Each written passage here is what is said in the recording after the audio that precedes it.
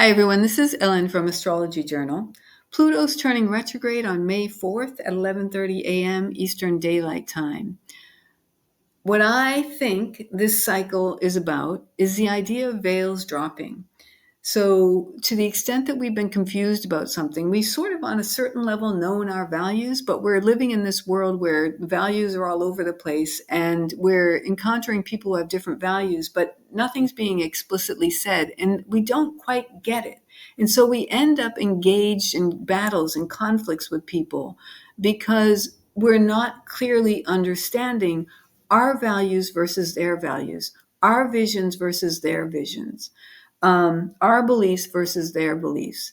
And I think part of what's going to be happening in this cycle is, as I said, that we'll have these moments where it's like, that's what I wasn't understanding. That's the piece. And that'll clarify our values so we can now disentangle our energies from that fight and really just start to be working towards the world we want to create for ourselves. So I'll give you an example that I had that happened to me a few weeks ago. And Pluto entered its retrograde or shadow period of this cycle on February 4th. So I feel this is part of what's been coming up as part of this cycle. So I was listening to a video a few weeks ago, and it was of a businessman. I think he was in the tech world. He wasn't well known, but he was well respected in his field. It was clear from the interview. And so I was, interested. And then at the end, he was talking about resources aren't limited resources aren't the issue. There are no limits in resources. And so I was kind of curious about that. But then he went on to say that we can always dig deeper. What struck me was that, well, sure, we can always dig deeper, but at some point there will be a limit to the resources. But also the idea that it's the only thought was about what we need and what we can extract. It wasn't about our relationship with the earth or one another. Keeping in mind that when we extract resources in the way that we do, we make the environment worse for all, the humans who are in that environment and for the people who have to do that work, actually. So, and of course, maybe there will be ways where it can be done differently. But anyway, for me, it was a moment of clarity. It's like, you understand these things, but then there's this moment, it's like, I really get it. That's the mindset. It's really different than mine. And so, I have greater clarity about my own values, my own belief systems, my own vision. And instead of having to engage in battles with people who have something different, I can be like, no, I can stand more grounded in myself and go about the work of doing that. I think a lot of what happens is that and by the way, the sun is in Taurus. We just had a Taurus new moon. So and that's ruled by Venus. So this idea of grounding our values, that's, I think, a piece of this. I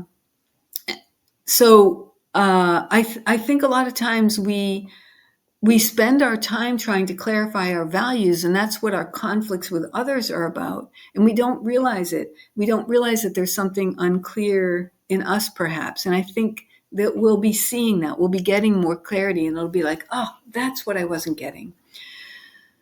And if you're like me, you can be a little pig-headed where things are just the way they are and it makes sense to you and you can't understand anything different than that. And because you're so clear and in a certain way, it's so instinctually clear that you can't understand the other perspective, that will keep you engaged in that battle. But as soon as you have that moment of clarity, it's like, and it moves beyond instinct to really seeing and understanding. So Aries, I would argue, is about this idea of instinct. And so we are just propelled in the ways that we're propelled, but that will bring us into relationship with others and often conflict with others. And that conflict perhaps is there to help us. To the extent that we're in conflict, I would argue we are not clear on our values.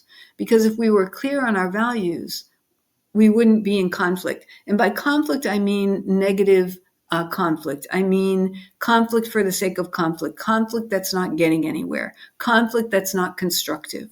So the first decan, or the first 10 degrees of Aries, is associated with the Two of Swords. And I apologize, I believe in my video on the Taurus new moon, I think I said it was associated with the Five of Swords. That's not correct. It's the Two of Swords.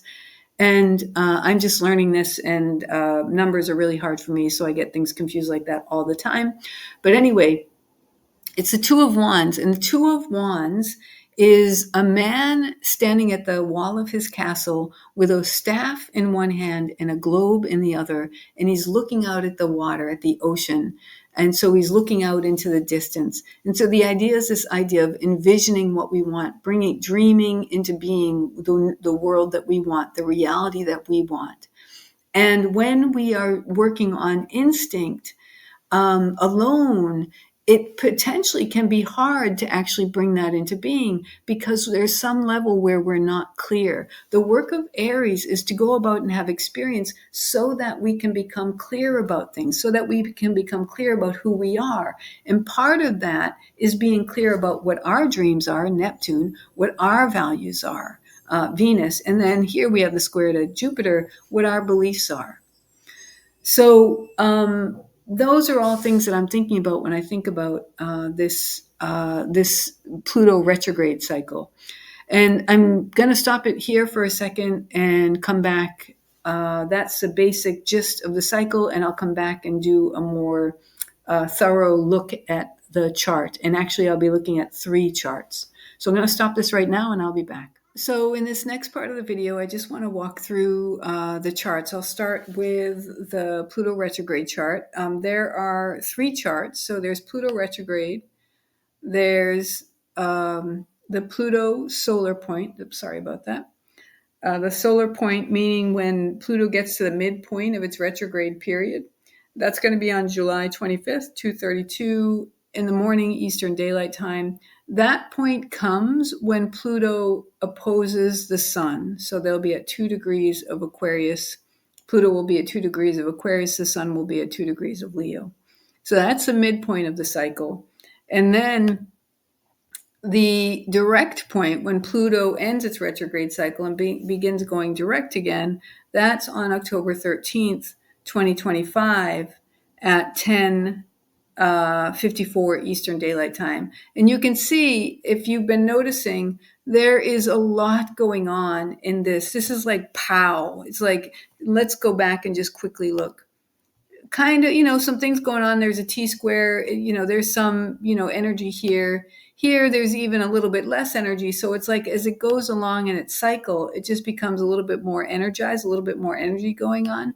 And here, like I said, it's like pow, October 13th. And it's not necessarily going to be on that day, October 13th, but there is a lot of energy going on here. So the way that I think about the retrograde cycle is like a developmental hesitation in human development or in child development, and I assume it applies to all of human development. So the idea is, the retrograde cycle is a planet's going along, it gets to a certain point in the zodiac and it stops and it turns back. It's, and the way that I think about that is, we're not ready. Wait a minute. Something's new. I'm not ready for this territory. I got to go back. I got to think about things. I maybe have to go back for something. I maybe need to go and get some, just rest and regenerate, something like that. And then, so it does that, and then it turns back around, and then it enters this new territory. So in the human developmental hesitation, as I learned from the book Natural Learning Rhythms by Josette and Sambhava Lovemore, the child kind of approaches a new stage of development, and they reach that point and they retreat. They sort of turn within. They may express regressive behaviors, and the way that they frame that is they're actually going within to gather themselves to prepare for this pretty monumental leap into a new stage of development. My personal take on the retrograde cycle is that it's sort of got built in this periodic review that allows us to go back and address either simply get the energy and comfort and et cetera that we need to go forward, or to allow us to go back for something we need, perhaps a developmental foundation that we need, that we weren't able to really anchor before. And so there's an opportunity to anchor it. And I personally think that these foundations can be from any stage of development and potentially even any lifetime.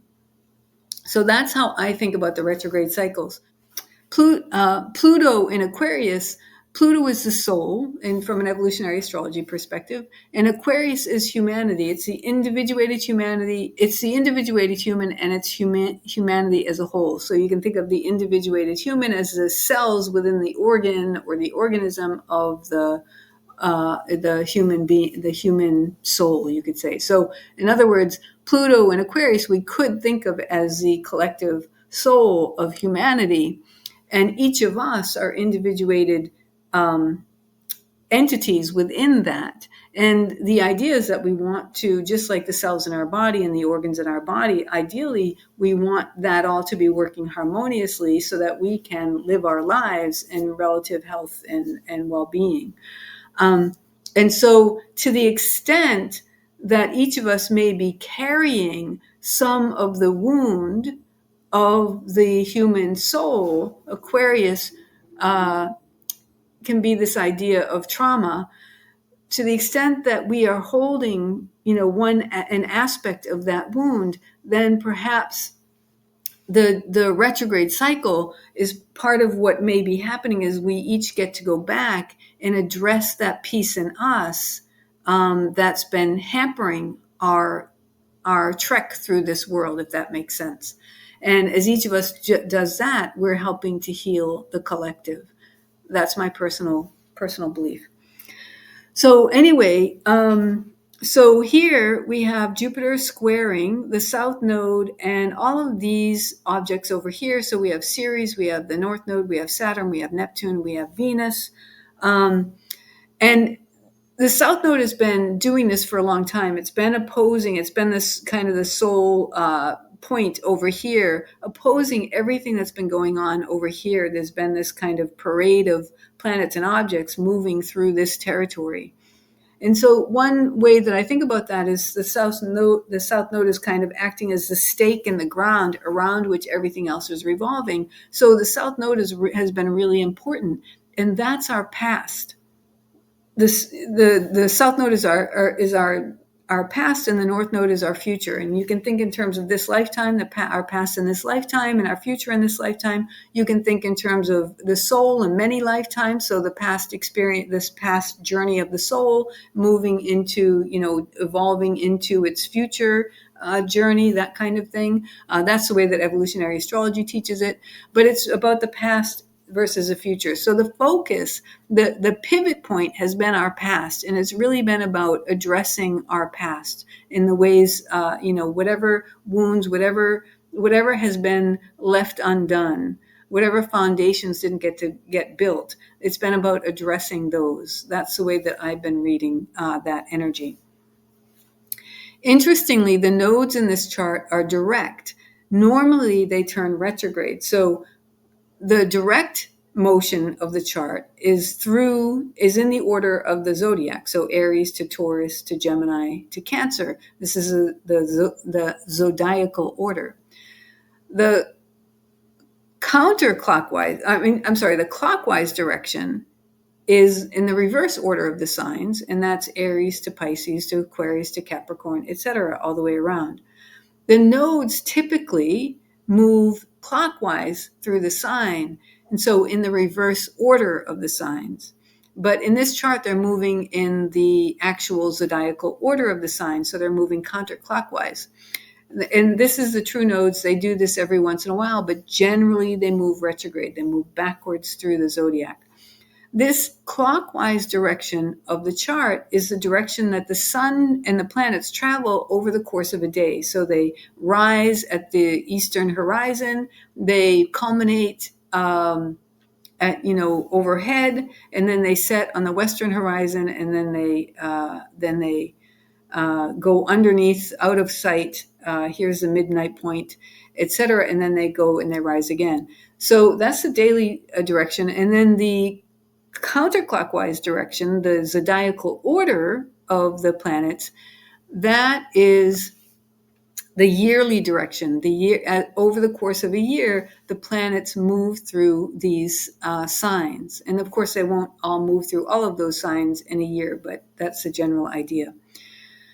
So the way that I think about this, the nodes have to do with our karmic destiny, you could say, or you could say they're karmic points. So my interpretation of that the fact that they typically move in that daily direction of the chart is that our karma is determined by what we do day after day after day. And the planets moving counterclockwise, that's showing us what we're encountering according to the karma that we've created. And karma can be good or bad. Karma can be positive or negative. So the fact that the nodes are going counterclockwise through the chart in the reverse order that they normally do in the yearly direction of the chart, to me, that tells me that we're just encountering what we've created. That it's not right now in this moment, we're not actually so much doing the work of the new karma, so much as we're processing through the old karma that was created. Now the nodes don't stay retro, don't turn direct for a long period of time, but the fact that they are direct in this chart to me is meaningful. So that's how I would think about it.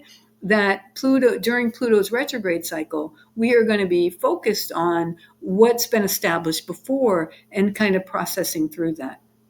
And so this idea of having these moments of awakening, of epiphany, Aquarius awakening, and then Neptune clarity, these moments of clarity, that may be part of that process. That is when you think about that is relevant or related to or dependent on what was established before. There was something that was unclear, something that hadn't clarified in our process, and that is coming clear. So those are my thoughts on that, and I'm going to stop here and come back and talk about the next chart. So before moving on to the next chart, the solar point chart, I just want to point out that the Sabian symbol for this degree of Pluto turning retrograde is down here, Aquarius. It's turning retrograde at 3 degrees. Depending on the source you're looking at, you look at 3 degrees or you look at 4 degrees. It's the 3 degrees is the 4th degree, so that's how that works. But the Sabian symbol is a Hindu healer. So Pluto traveling along gets to this point. We could perhaps think of this. We can think of this part of the journey being about we need to heal, and that's what this is. We could also think of this point as a gate that we have to get through to be able to move into this territory and successfully navigate this territory. So we can think of these moments of awakening, if we have them, as by helping us reconnect with ourselves, by helping us to ground within ourselves. Those then are the moments of healing that allow us to pass through that gate and move into the next stage of development, which is Aquarius is about the future, so it's about our future as individuals. It's also about the future of humanity. And I personally believe that humanity has to heal in this moment. The most important thing we can do is heal ourselves individually and collectively. So I think that Pluto will be helping us with that. So I may have said this in the last video. If I did, I will cut this out. But part of what I'm thinking about here is this idea of grounding. So Venus is the ruler of Taurus, which is where the sun is going. So it's this idea of grounding. And the whole idea of Taurus is it's our resources and raw materials, and it's about using those. It's about looking out and seeing those and understanding how to use them to create what we need to give ourselves the safety and security that we need. To the extent that we know who we are, that's Aries, the work of I am, we actually have to take some time at the beginning of Taurus to let all of the experiences that happen in Aries sift and sort so we can be very clear on who we are. Then when we look out at the resources, we can understand how to use them. So when we have these points of unclarity, these nebulous spots, and they have to do with who we are and our beliefs and our values and all that kind of stuff, it can be very hard to ground and anchor, because we may be trying to enact the values and beliefs and visions of others that actually aren't in alignment with us, but we haven't quite figured that out. Maybe we're too concerned with survival. Taurus has to do with survival, as many of us have been for a long time, and I'm talking millennia. So a Hindu healer, these moments of awakening, these moments of clarity, I think speak to that and either set us up so that we can enter into the healing work we need to do, or serve as the gate that we now can or serve as what we need to be able to pass through this gate and now start to do the work of bringing the future of humanity into being. And that always happens in the now. But to the extent that we've been unclear about our vision, our dream, etc., we haven't been able to bring the new reality in. Just thinking about the Democrats and the Republicans here in the United States, the Democrats have up until recently have been focusing all their energy on the other side and what they're doing wrong. They've been engaged in these feudal conflicts and battles instead of articulating what their vision is. And so I think that the more we can get clear, the more these moments of clarity come, the more we are able to disengage from that feudal, useless conflict and instead start articulating our dream and our vision for ourselves, or, in a bigger way, depending on where, what path we're walking in this world. So before moving on to the solar point chart, I actually want to look at one more thing here, another theme, and that is shown here with Neptune and Venus conjunct. So Neptune, and this is a new phase conjunction. Neptune is the higher octave of Venus. Venus is the lower octave of Neptune. Neptune is the highest expression of love. Venus is the human expression of love. Venus, we can say, is the incarnated expression of love. We tend to automatically assume that incarnation is bad, but I would argue that the purpose of the higher and lower octave here, part of our purpose is to walk on this earth and through our experiences learn to embody and ground higher and higher levels of love. So when we think of higher, we think about leaving our bodies, but I think it's actually about grounding it more and more, grounding that higher love more and more in our bodies, in ourselves, in our beings, in our actions, etc. So I think this is a theme also. And notice Venus, interestingly, is also about our values. So is our value love, or is it something else? And I think that, we can make that choice. It's up to us what we choose to value. Of course, it takes work to actually develop ourselves into that essence, but if we don't have that value, if we haven't set it, if perhaps we're, burdened by cynicism, for example, Saturn also conjunct these planets. If we're burdened by, a kind of a past pattern of cynicism, which I think is part of the human pattern, we may think, bah humbug about incarnating love, but it may be that that's actually the real work we're meant to be doing, all of us in some way, some shape, some form, some level. So it starts with us, and then we enter into relationship with others. Okay, so now let's move to the next chart, the solar point chart. So this is the midpoint of the retrograde period. That is when Pluto opposes the sun. And so the sun, we can think of this as like the full Pluto. You think about the full moon, the sun shining its light on the moon. We can think of this metaphorically as the sun shining its light on Pluto. So to me, the solar point, symbolically speaking, perhaps represents a true moment of clarity, like where we either clarity or crisis. Crisis in the typical way we think of crisis, meaning, oh shoot, I don't want this to be happening. I don't want to have to be dealing with that kind of crisis, or clarity. But the idea of the crisis would be that the purpose of it is to help us see something that we've needed to see. So we may have some sort of clarity around this idea of values, around this idea of vision, around this idea of, in a sense, who we are, what we, in the sense that what we value, in what we believe. We may have a moment of greater clarity. We may have clarity about how we perhaps have been going along to get along. And that can happen, I think, when we aren't really clear on what our values are. And so then we have these moments of conflict, perhaps, that show us, that put it into stark relief. And we're like, oh, no, this is what I really believe in. Remember, the Pluto retrograde cycle started when the sun was in Taurus. So it's this idea of getting clear and being like, oh, no, this is what I believe in. And that allows us to stand our ground more firmly. Although there's only one midpoint, one solar point, I like to call it the solar point, and I'll explain why in a minute, in the retrograde cycle, and that's when Pluto, or the planet, opposes or conjuncts the sun. In this case, Pluto is opposing the sun.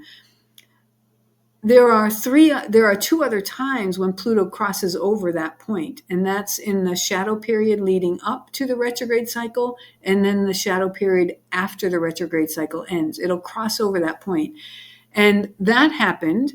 So the first time it crossed over that point was on February 18th at 6:45 a.m. Eastern Standard Time.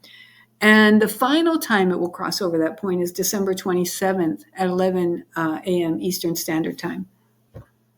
So my thinking is that solar point might be, that midpoint, even though it's not the solar point, might be foreshadowing the solar point to come.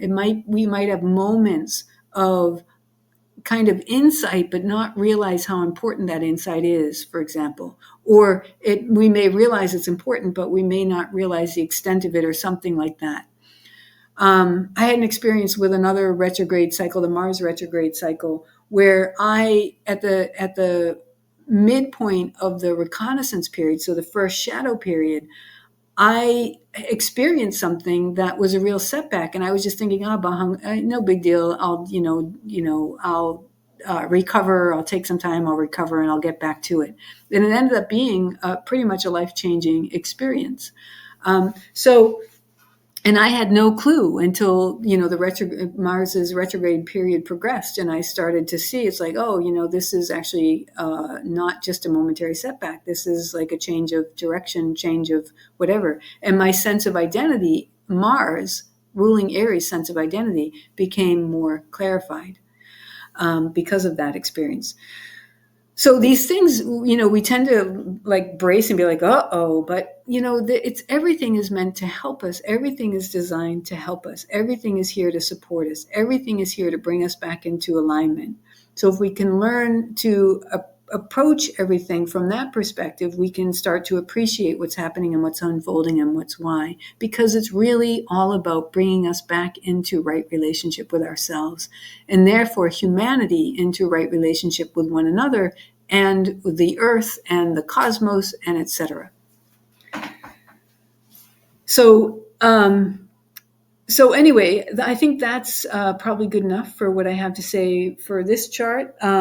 Except the Sabian symbol is a deserter from the Navy. So if you think about this idea of these moments of insight allowing us to stand more firm, more clear, more solidly in ourselves and what we believe and what we value and all that, then there may be choice point moments. Pluto has to do with this idea of choice, where we have to say no to something we've been saying yes to for a long time. And it may, be hard to do. It may not be an easy decision to make. So that may be something that's happening. And I think I'll talk more about that in the next video when I look at the chart for the point where Pluto turns direct. Okay, I'll be back. Okay, so now let's move on to the Pluto direct chart. We can see here there is a lot going on. I think I went over this in the first video, but just quickly again here, you can see in the first chart, there's some going on, not a ton. It's mostly this T-square. And then so that was when Pluto turned retrograde. And then in the middle of the cycle, Pluto solar point, there's more going on, but it's still mostly dominated by by a T-square. And then here, it's like, whoa, pow, lots going on. So we have another T-square, and that's with Jupiter and the moon here at the focal point, and it's the opposition that it's squaring is between the sun and Chiron. So the sun has to do, or Chiron has to do with the wounded healer, and the sun is our light. Remember, Pluto direct is when the point where Pluto ends its retrograde cycle and starts moving into the second shadow period, which I call an integration period. And so we saw a Hindu healer as the Sabian symbol for the Pluto retrograde point. And now here we have an opposition, an important opposition between the sun and Chiron being the wounded healer. So our light, healing our expression, healing our essence, healing our vitality, all those things. This is a really interesting chart. And by the way, the Sabian symbol for this chart for Pluto at 1 degree of Aquarius, or 2 degrees of Aquarius, is an unexpected thunderstorm. And so we can see that, right, in the chart. It's like, wow, just suddenly everything's just breaking out. So what I see in this chart that I think is really interesting, we have Jupiter and the moon in Cancer. Jupiter is exalted in Cancer. The moon is in its domicile. And I'm just learning about how to read these essential dignities. So take this as that. In fact, take everything as that, in a sense, because I'm always in the process of learning. So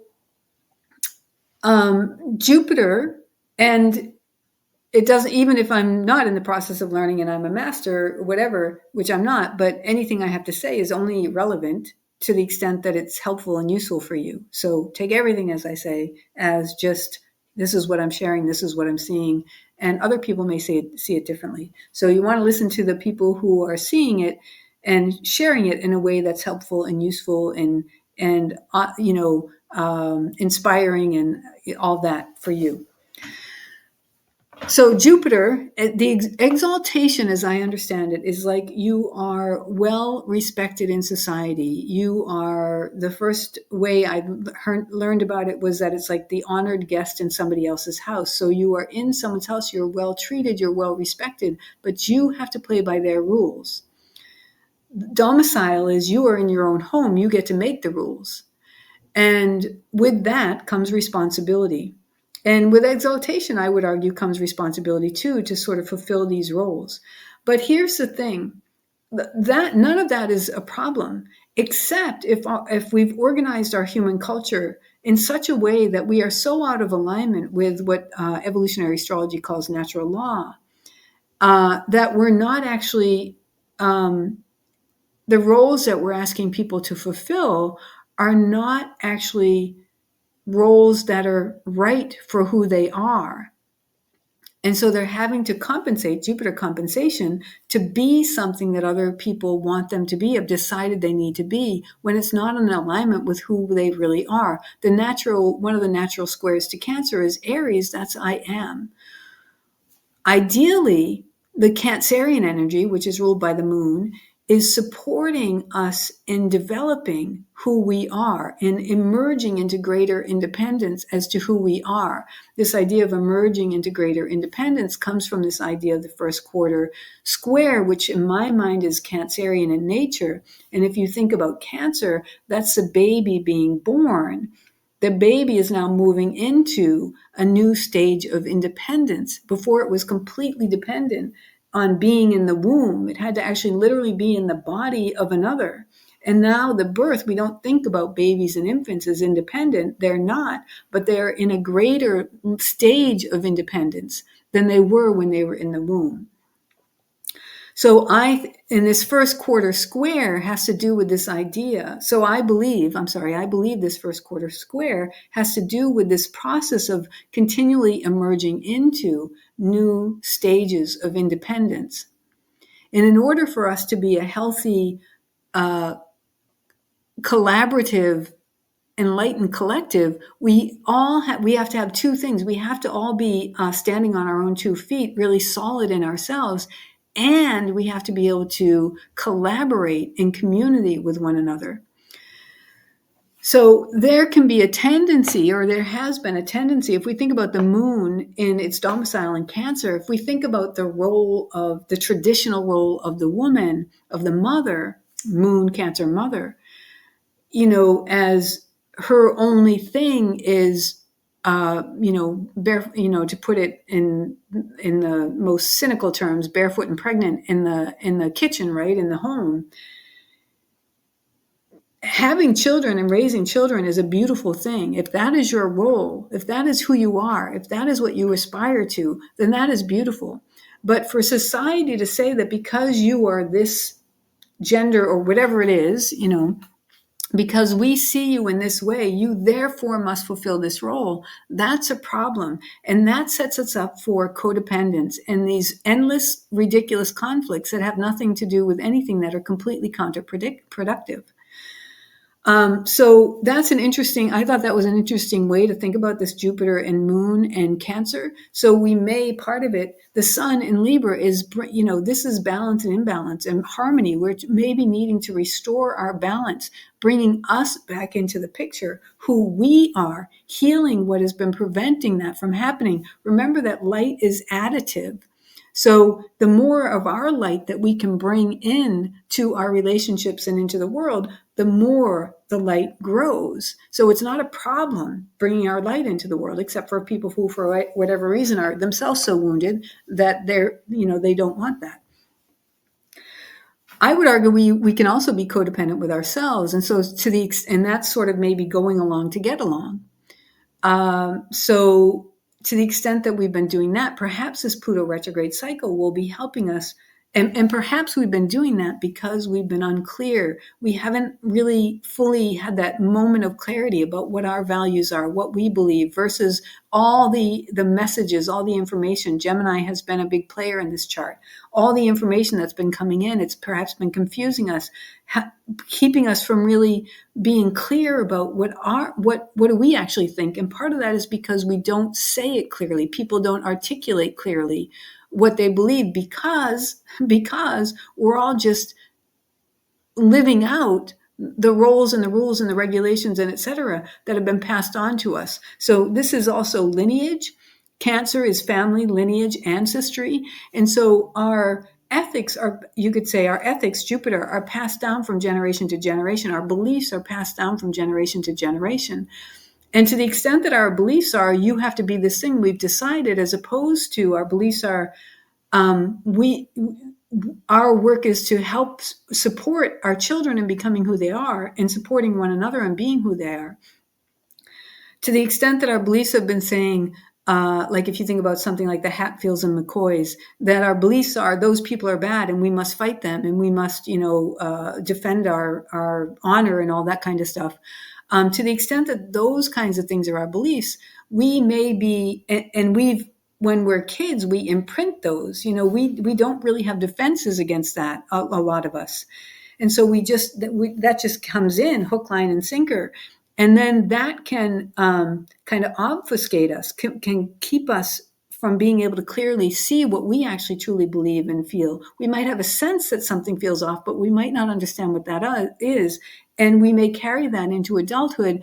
And those are the kinds of things that I think are maybe going to be becoming more clear. It's like, that didn't make sense to me at all. But now I finally understand it. And because I now understand it, like I understand what they're thinking or something, it's like, I can finally disengage from that.